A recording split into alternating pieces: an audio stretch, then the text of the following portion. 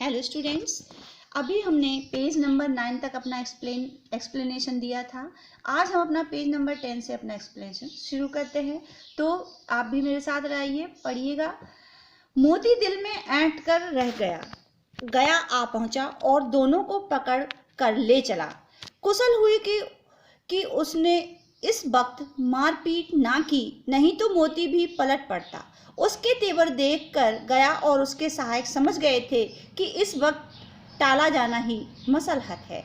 लेखक ये बताना चाहते हैं प्रेमचंद जी कि दोनों को वो गया मारेगा, इस बात को लेकर भी दोनों के मन में एक ही विचार था। क्रोधित तो वो थे ही, लेकिन ऐसा नहीं हुआ। गया ने उस वक्त इसलिए नहीं मारना उचित समझा, हितकर समझा। मसलहत का मतलब होता है हितकर।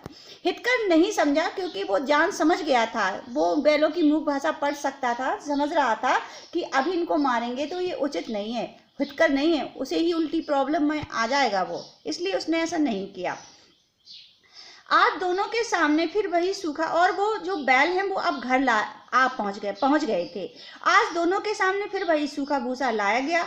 दोनों चुपचाप खड़े रहे। घर के लोग भोजन करने लगे। उस वक्त छोटी सी लड़की 2 रोटियां लेकर निकली और दोनों के मुंह में देकर चली गई। उस एक रोटी से इनकी भूख तो क्या शांत होती, पर दोनों के हृदय में मानो भोजन मिल गया। यहाँ किसी सज्जन का वास है। लड़की भैरों की थी, उसकी माँ मर चुकी थी, सौतेली माँ उसे मार रही थी, इसलिए इन बैलों से उसे एक प्रकार की आत्मीयता हो गई थी। लेखक ये कहना चाहता है कि जब जो दोबारा जो बैल आए थे उस टाइम पे, अब जब दोबारा आए तो उन्हें एक अच्छी चीज देखने को मिलती है। वो है भैरों की बेटी जो कि सौतेली माँ के व्यवहार से दुखी थी। भैरों की जो बेटी है वो उससे बैलों से अपनी आत्मीयता उड़ेलने लगती। ये लेखक कहता है कि नई चीज थी। बैल वहां इसलिए रुके थे कि वो छोटी सी नन्ही सी बेटी बैलों के प्रति सहानुभूति और आत्मीयता दिखाने लगी थी। जब सभी खाना खा रहे थे तो वो लड़की 2 रोटियां लेकर बैलों को खिलाने के लिए आती। लेखक कहता है उन 2 रोटियों से बैलों की क्या भूख बुझती, क्योंकि वो तो जानवर हैं, लेकिन आत्मा उनकी संतोष और संतृप्त हो गई थी। ठीक है, क्योंकि वो प्यार उसे मिल गया था। दोनों दिन भर जोते जाते, डंडे खाते, अड़ते, शाम को थान पर बांध दिए जाते और रात को वही बालिका उन्हें 2 रोटियां खिला जाती। ये रूटीन चल रहा था इसी काम का।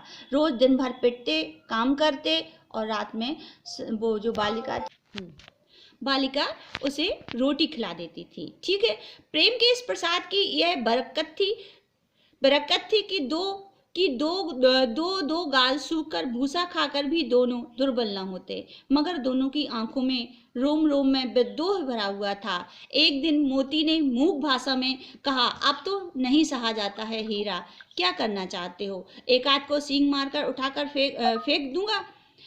दोनों के बीच ये रूटीन चल रहा था, मतलब मार काट उन पे, मतलब पिटाई उनकी हुआ करती थी, फिर काम उनसे लिया जाता था। लेकिन वो बालिका उस रूटीन में एक चीज़ थी। बालिका रोज शाम को उन्हें प्यार दिखाती, 2 सूखी रोटियां दिखाती। लेखक यही कहता है कि भूसा से क्या उनका पेट भरता, पर वो जो प्यार और प्यार और जो आत्मीयता थी, बैल उसी की वजह से आज तक वहाँ रुके हुए थे। लेकिन बैलों को भी अब लग रहा था कि अब ये ज़्यादा हो रहा है, उन्हें यहाँ छोड़ देना चाहिए। लेकिन क्या करता है, मोती उससे बोलता है कि अब यहाँ पे रहना उचित नहीं है, परंतु हीरा पूछता है क्या करना चाहते हो? तो वो कहता है मोती, एक आध को सींग मारकर उठाकर फेंक दूंगा। फिर वो जवाब देता है मोती, लेकिन जानते हो यह प्यारी लड़की जो हमें रोटियां खिलाती है उसी की लड़की है जो इस घर का मालिक है, ये बेचारी अनाथ हो जाएगी। तो मालकिन को ना फेंक दूं? वही तो उस लड़की को मारती है, लेकिन औरत जात पर सींग चलाना मना है, ये भूल जाते हो। तुम तो किसी तरह निकलने ही नहीं देते। बताओ, तुड़ाकर भाग चलें? हाँ, यह मैं स्वीकार करता हूँ, लेकिन इतनी मोटी रस्सी टूटेगी कैसे? इसका उपाय है, पहले रस्सी को थोड़ा सा चबा लो, फिर एक झटके में जाती है। दोनों एक जो स्पष्ट बात कह दें, लेखक के माध्यम से यहाँ पे लेखक का विचार व्यक्त हुआ है। बैल पुरुष जाति का है और दोनों अब इस बात को लेके खड़े हुए हमें समझाना चाहते हैं कि बैल विद्रोह प्रकट करना चाहते हैं, एक दूसरे दोनों में बातचीत होती है। तो वो कहते हैं कि मैं इसे मार दूंगा, इनके जो मालिक हैं बैल के, उनको मालिक को मार दूंगा। तो वो कहता है, दूसरा बैल कहता है कि ये अनाथ हो जाएगी बच्ची बेचारी, मारोगे तो, क्योंकि कुछ अगर हो गया तो वो अनाथ हो जाएगी। तो कहते हैं एक काम करते हैं, इसकी जो सौतेली माँ है उसे मारते हैं। सौतेली माँ को इसलिए मारते हैं क्योंकि ये बच्ची को भी दुख देती है, तो एक तीर से दो निशाने बन जाएंगे।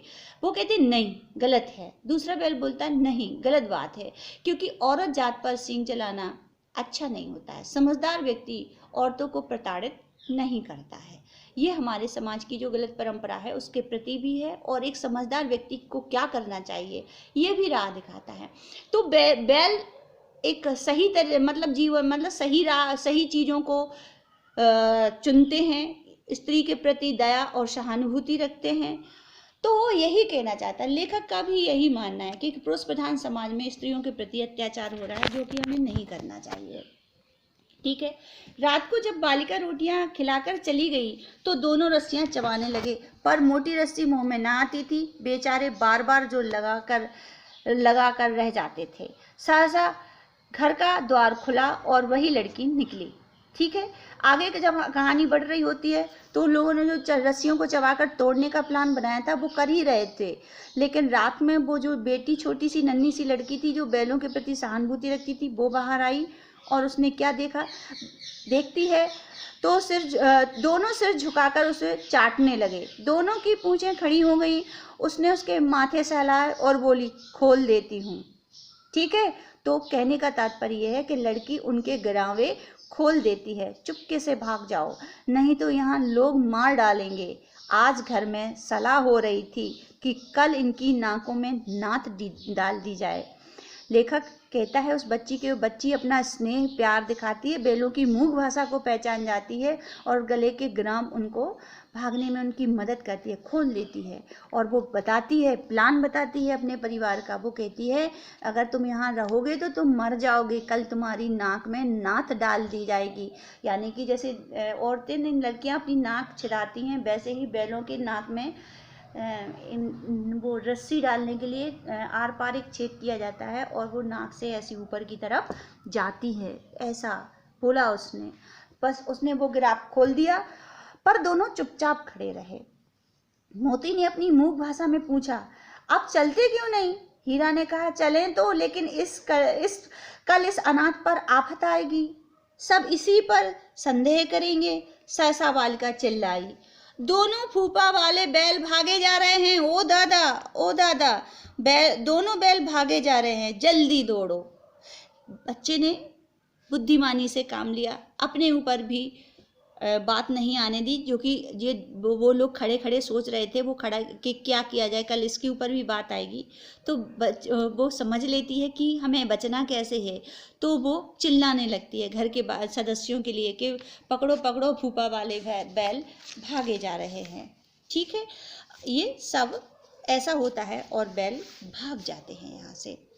गया हड़बड़ाकर भीतर से निकला और बैलों को पकड़ने चला। वे दोनों भागे। गया ने पीछा किया और भी तेज हुए। गया ने शोर मचाया। फिर गांव के कुछ लोग आदमियों को भी साथ लेने के लिए लौटा। दोनों मित्रों को भागने का मौका मिल गया। सीधे दौड़ते चले गए, यहाँ तक कि मार्ग का ज्ञान न रहा। जिस परिचित मार्ग से आए थे उसका पता न था। नए नए गांव मिलने लगे। अब दोनों एक खेत के किनारे खड़े होकर सोचने लगे, अब करना क्या चाहिए। ठीक है। तो अब जैसे ही ये दौड़ने में मुख्य बात है, ये दोनों बैल अपने सही रास्ते से भटक गए थे, कुछ ही दूसरे रास्ते पर दौड़ने लगे थे, क्योंकि जल्दबाजी में उन्होंने रास्ते का ज्ञान नहीं रखा। ठीक है। ये अब थोड़ा जब बिल्कुल सेफ जोन में आ गए तो ये लोग सोचने लगे कि हम लोग रास्ता भटक गए हैं, अब हम लोगों को करना क्या चाहिए। ठीक है। बाकी जो हमारा आगे जो हमारा वीडियो आएगा उसको हम इससे आगे बढ़ाएंगे। हमारा पेज नंबर 12 का पैरा नंबर 1 कंप्लीट होता है। नेक्स्ट वीडियो हमारा इससे आगे का होगा। तब तक घर में रहिए, सुरक्षित रहिए। बाय बच्चों, टेक केयर।